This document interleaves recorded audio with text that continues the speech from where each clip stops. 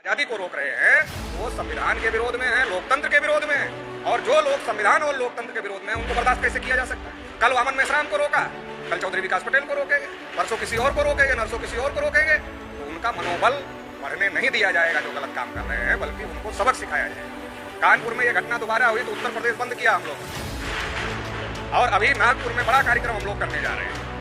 तो इसको बर्दाश्त नहीं किया जाएगा। संविधान के विरोध में हम लोग कोई काम करते नहीं है, और जो संविधान के विरोध में काम करेगा उसको बर्दाश्त नहीं किया जाएगा किसी भी। समाज को समझ में आ जाएगा तो जिन गलत बातों का प्रचार करके समाज को गुमराह करके समाज का समर्थन आरएसएस बीजेपी के लोगों ने लिया है वो समर्थन हट जाएगा समाज का। तो वो जो सरकार में है वो जमीन पर आ जाएंगे। उनको ये डर लगता है कि इनकी बातों का जवाब नहीं है, इनकी बातों का जवाब नहीं है, इसलिए पुलिस को आगे करके रोकने की कोशिश करते हैं। अगर वैचारिक रूप से वो हम लोगों की बातों का जवाब देने लायक होते पुलिस को आगे नहीं करते, फिर वो हमसे जिसके बाद वो कहता है बोलने नहीं देगा। अगर आरएसएस बीजेपी के लोग ताकत का इस्तेमाल करके बोलने से रोकना चाहते हैं व्यक्ति की आजादी,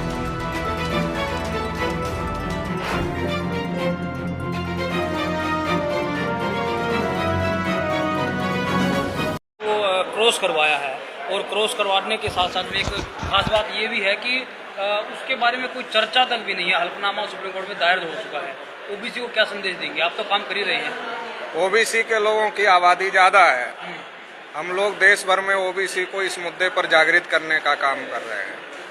20-22 राज्यों में हमारा संगठन काम कर रहा है। हर राज्य में स्टेट लेवल के कन्वेंशन, जैसे कि अभी यहाँ हो रहा है, कमिश्नरी लेवल के कन्वेंशन, डिस्ट्रिक्ट लेवल के कन्वेंशन लिए जा रहे हैं।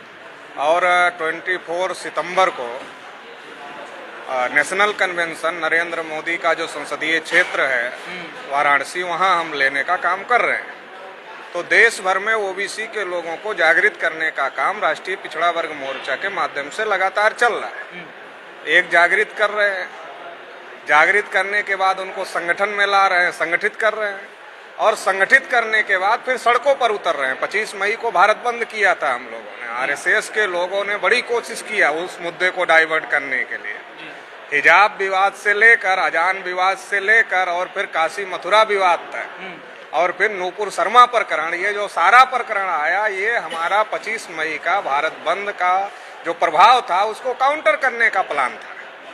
क्योंकि ओबीसी जागृत होता है तो उनकी समस्या बढ़ जाती है। 52% ओबीसी के समर्थन के बगैर आरएसएस इस देश में सरकार नहीं चला सकता, नहीं बना सकता। बात आपने एक बात बताई कि ओबीसी की जो आबादी है वो आधे भारत के बराबर है। मंडल भी कहता है कि ओबीसी की आबादी जो आधे भारत से भी ज़्यादा है, 52%। अब अगर ओबीसी के अंदर अगर आप लगातार जा रहे हैं और ओबीसी उभर करके सामने आ रहा है, तो नरेंद्र मोदी को कितना काउंटर कर पाएंगे? क्योंकि वो बता रहे हैं कि हम लोग ओबीसी हैं, ओबीसी का खा रहे हैं, ओबीसी बता करके।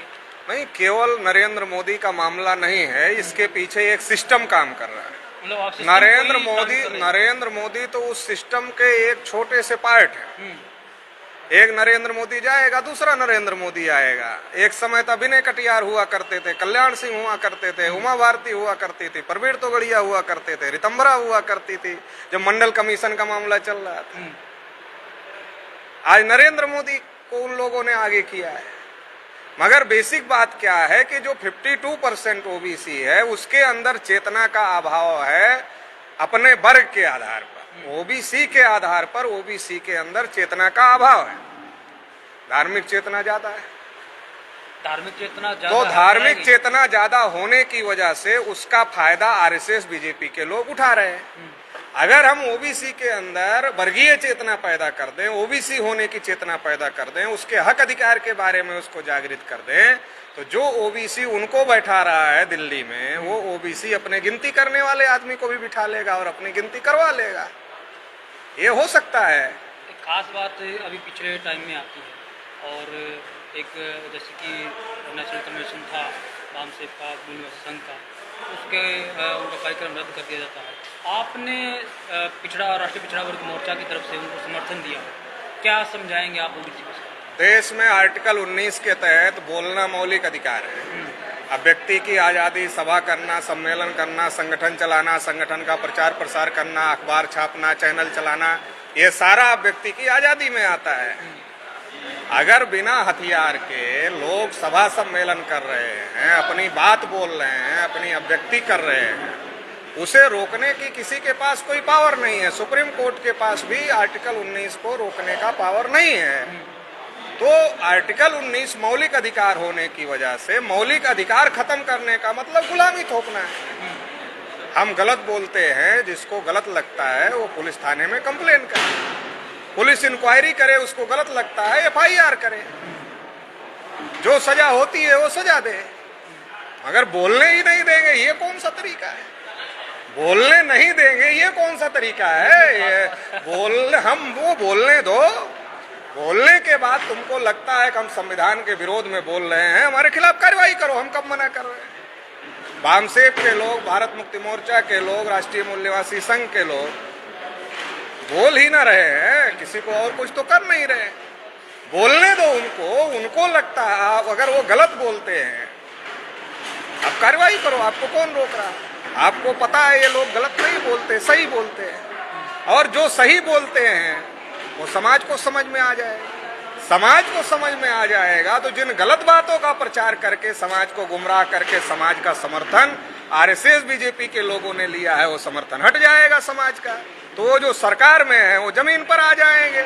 उनको ये डर लगता है कि इनकी बातों का जवाब नहीं है, इनकी बातों का जवाब नहीं है, इसलिए पुलिस को आगे करके रोकने की कोशिश करते हैं। अगर वैचारिक रूप से वो हम लोगों की बातों का जवाब देने लायक होते, पुलिस को आगे नहीं करते, फिर वो हमसे जिसके पास वो कहता है बोलने नहीं देंगे। अगर RSS BJP के लोग ताकत का इस्तेमाल करके बोलने से रोकना चाहते हैं, अब व्यक्ति की आजादी को रोक रहे हैं, तो वो संविधान के विरोध में है, लोकतंत्र के विरोध में। और जो लोग संविधान और लोकतंत्र के विरोध में हैं, उनको बर्दाश्त कैसे किया जा सकता है? कल वामन मेश्राम को रोका, कल चौधरी विकास पटेल को रोकेंगे, परसों किसी और को रोकेंगे, नरसों किसी और को रोकेंगे। तो उनका मनोबल बढ़ने नहीं दिया जाएगा जो गलत काम कर रहे हैं, बल्कि उनको सबक सिखाया जाएगा। कानपुर में ये घटना दोबारा हुई तो उत्तर प्रदेश बंद किया हम लोगों ने, और अभी नागपुर में बड़ा कार्यक्रम हम लोग करने जा रहे हैं।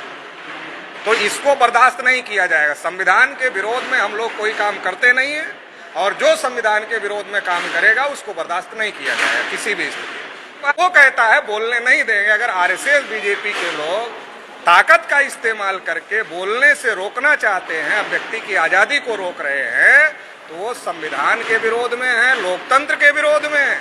और जो लोग संविधान और लोकतंत्र के विरोध में हैं, उनको बर्दाश्त कैसे किया जा सकता है? कल वामन मेश्राम को रोका, कल चौधरी विकास पटेल को रोकेंगे, परसों किसी और को रोकेंगे, नरसों किसी और को रोकेंगे। तो उनका मनोबल बढ़ने नहीं दिया जाएगा जो गलत काम कर रहे हैं, बल्कि उनको सबक सिखाया जाएगा। कानपुर में ये घटना दोबारा हुई तो उत्तर प्रदेश बंद किया हम लोगों ने, और अभी नागपुर में बड़ा कार्यक्रम हम लोग करने जा रहे हैं।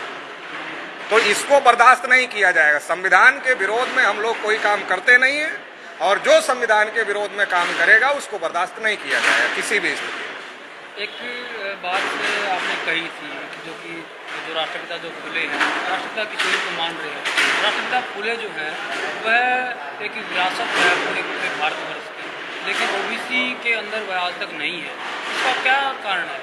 इसका कारण ये है कि जैसा राष्ट्रपिता फुले कहते थे कि अंग्रेज चले जाएंगे, ब्राह्मण राज कर लेंगे, और ब्राह्मणों का राज आएगा। तो ज्योतिबा फुले ने रनाड़े को कहा कि तुम ब्राह्मण लोग जो बकरी भी हाँकने का काम करते हो, पहले ऊंट पर बैठते हो फिर बकरियां हाँकने का काम करते हो, ऐसे तुम ब्राह्मण लोगों का राज आएगा अंग्रेजों के जाने के बाद। तो तुम हम जैसे कुनबी किसानों के साथ में बराबरी का व्यवहार करोगे, मेरा यकीन मेरा विश्वास नहीं है। तो ब्राह्मणों का राज आ गया। अब ब्राह्मणों का राज आ गया तो ब्राह्मण लोग ज्योतिबा फुले को कैसे पढ़ाएंगे? ब्राह्मण को ये लगता है ज्योतिबा फुले तो बैकवर्ड क्लास के थे, हम तो बैकवर्ड क्लास के लोगों का इस्तेमाल कर रहे हैं अपने समर्थन में। अगर ज्योतिबा फुले बैकवर्डों को समझ में आ गए, छत्रपति साहू महाराज बैकवर्डों को समझ में आ गए, अम्बेडकर को समझाने की जरूरत पड़ेगी? अपने आप ही अम्बेडकर समझ में आ जाएंगे। और अगर अम्बेडकर समझ में आ गए, फुले साहू अम्बेडकर समझ में आ गए, फिर पिछड़ा वर्ग ब्राह्मणों का पिछड़कू बनेगा क्या? बनेगा ही नहीं, क्योंकि उसको फुले साहू अम्बेडकर का स्वाभिमानी आंदोलन समझ में आ जाएगा। तो अपनी स्वाभिमानी आंदोलन को आगे बढ़ाएगा, अपनी लड़ाई अपने दम पर लड़ेगा। संख्या में ज्यादा है, क्या दिक्कत है? लोकतंत्र में संख्या का ही तो महत्व है। हम अपनी लड़ाई अपने दम पर लड़ सकते हैं। और SC ST माइनॉरिटी के जो हमारे साथी हैं वो पहले से जागृत हैं। वो कह रहे हैं आप अपनी तो लड़ो, हम तो आपके साथ खड़े। तो हमें हमारे लोगों को, अगर हम राष्ट्रीय पिछड़ा वर्ग मोर्चा किस काम में लगा, हमें हमारे लोगों को जागृत करना है। अगर हम अपने लोगों को, OBC के लोगों को जागृत करते हैं, जो ब्राह्मणों के झांसे में अज्ञानता की वजह से फंसे हुए हैं, उनको अगर हम लोग जानकार बनाते हैं तो इस देश में बहुत बड़ा परिवर्तन आने वाले समय में हो सकता है। एक खास बात आपके एक बैनर के अंदर देखने को मिलती है और प्रतिनिधित्व के जो जनक हैं वह आपके पीछे हैं और एक शानदार मतलब उनके माथे पर एक पगड़ी है। दो खास बात बताइए जो कि OBC जानते नहीं है। जो साहू महाराज के बारे में, जी, साहू महाराज के बारे में सिलेबस में बहुत कम पढ़ाया गया है ही नहीं, और ना के बराबर है। मतलब हो सकता है महाराष्ट्र में उनका कार्यकाल रहा तो कुछ बातें महाराष्ट्र के सिलेबस में रखी गई हो, नहीं तो ऑल इंडिया के सिलेबस में साहू महाराज के बारे में कोई जानकारी नहीं। यहाँ तक भी जानकारी नहीं है कि साहू महाराज आरक्षण के जनक हैं। ये भी जानकारी नहीं है कि बाबा साहब अम्बेडकर के पीछे छत्रपति साहू महाराज का बहुत बड़ा योगदान था। ये भी जानकारी नहीं है। साहू महाराज की वजह से बाबा साहब अम्बेडकर को जो मदद मिली, तो मानगांव परिषद में साहू महाराज ने कहा शायद मैं ये दिन देखने समय ना रहूं जब अम्बेडकर पूरे देश के नेता हों। बाबा साहब ने कहा अगर साहू महाराज नहीं होते तो डॉक्टर अम्बेडकर भी नहीं होते। तो मैं ये कहना चाहता हूँ साहू महाराज का रेफरेंस दे करके, साहू महाराज ने बहुत सारे काम किए। फ्री एजुकेशन, कंपलसरी एजुकेशन, छुआछूत के विरोध में कानून किया, महिलाओं को अधिकार, जो बातें हिंदू कोड बिल में बाबा साहब अम्बेडकर लाना चाहते थे वो बातें साहू महाराज ने अपने राज्य में लागू किया महिलाओं के अधिकार के संदर्भ में। जब आप पढ़ेंगे सारी बातें तो आपको एक बात समझ में आएगी, जिन बातों के लिए ज्योतिबा फुले लड़ रहे थे वो बातें साहू महाराज ने अपने राज्य में लागू किया, और जिन बातों को साहू महाराज ने अपने राज्य में लागू किया वो बातें भारतीय संविधान में पूरी तरीके से लिखने की कोशिश करने का काम बाबा साहब ने किया। और जहां तक वो कर पाए वहां तक उन्होंने उसको भारतीय संविधान में लिखकर पूरे देश में लागू करने का काम किया। तो इतनी बड़ी महत्वपूर्ण भूमिका छत्रपति साहू महाराज की है। बहुत सारे काम उन्होंने अपने समय में किए वो, लेकिन उनके बारे में जागृति नहीं है लोगों की। इसीलिए मैं कह रहा हूँ आरक्षण की चर्चा है हर तरफ, आरक्षण के जनक की कोई चर्चा नहीं है। स्मृति के 100 साल हो रहे हैं, 2022 100 साल है उनके जाने के। कम से कम 100 साल के मौके पर चर्चा होनी चाहिए। तो 100 साल के मौके पर इसलिए राष्ट्रीय पिछड़ा वर्ग मोर्चा ने इस विषय को चर्चा पर लिया हुआ है। बहुत बहुत धन्यवाद।